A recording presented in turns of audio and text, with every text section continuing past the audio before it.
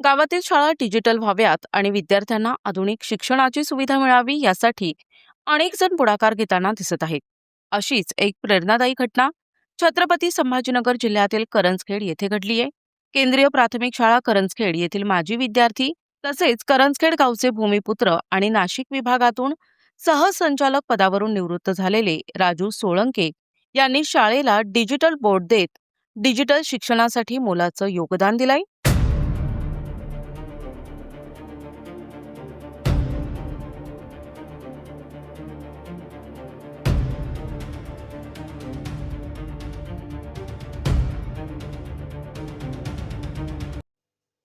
केंद्रीय प्राथमिक शाळा करंजखेड ही गावातील विद्यार्थ्यांसाठी ज्ञानाचं केंद्र मानली जाते.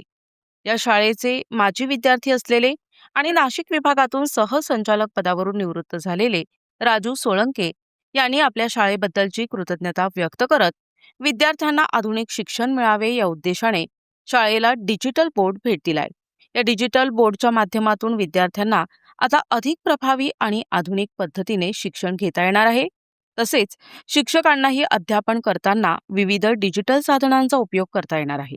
राजू सोळंके यांच्या या उपक्रमामुळे गावातील नागरिक, शिक्षक आणि विद्यार्थ्यांमध्ये आनंदाचे वातावरण निर्माण झाले असून त्यांच्या या कार्याचे सर्वत्र कौतुक होत आहे.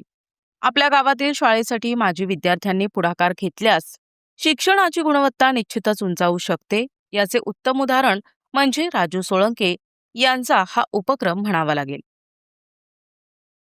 अतिशय आधुनिक तंत्रज्ञानाचा वापर करून या ठिकाणी एआयच्या आधारित या ठिकाणी एक डिजिटल पॅनल बोर्ड आपल्या विद्यार्थ्यांच्या भविष्यातील शैक्षणिक गुणवत्ता वाढावी, त्यांना विविध तांत्रिक बाबीचं ज्ञान व्हावं यासाठी हा अतिशय महत्त्वाचा पॅनल विद्यार्थ्याला उपयुक्त ठरणार आहे भविष्यामध्ये.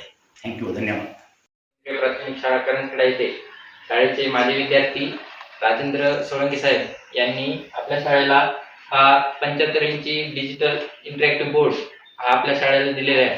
आणि आताच्या आधुनिक जीवनामध्ये ह्या डिजिटल बोर्डचा विद्यार्थ्यांच्या ज्ञानामध्ये भर घालण्यासाठी आणि त्यांच्या संकल्पना त्या आधुनिकरित्या त्यांना समजाव्या आणि त्यांना डिजिटल दुनियेमध्ये आजच्या नवीन नवीन युगामध्ये येणाऱ्या नवीन नवीन संकल्पना हे त्यांना चांगल्या प्रकारे समजावे यासाठी आपल्या या जिल्हा परिषद शाळेला त्यांनी ही अमूल्य अशी भेट दिलेली आहे. त्याबद्दल शाळेच्या वतीने आम्ही सर्व शिक्षक त्यांचे खूप खूप आभार मानतो.